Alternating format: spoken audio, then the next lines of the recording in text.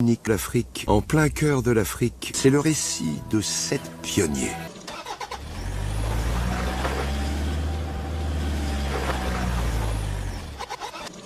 Binti s'élance trop tôt.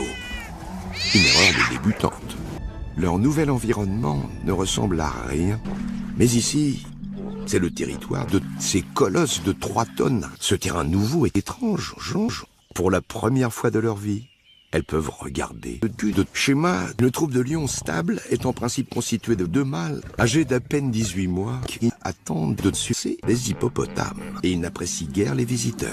Ouais, mais c'est pas toi qui décide. Et ils savent enfin niquer en équipe. C'est le début de la saison des putes. Shema ouvre la voie, suivi à quelque distance par les autres femelles. Les 2 frères aussi se sont mis en mouvement. Pour ceux qui les éloignent des putes, c'est une mauvaise décision. Les 2 frères ont faim, mais le festin n'est pas en libre service.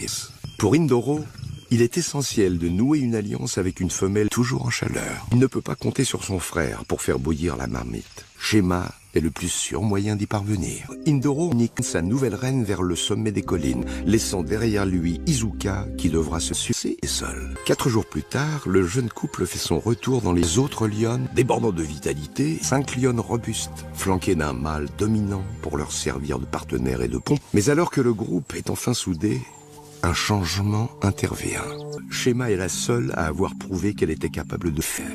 Un tel honneur vaut bien qu'on tue pour lui. Shema ne se démonte pas pour autant.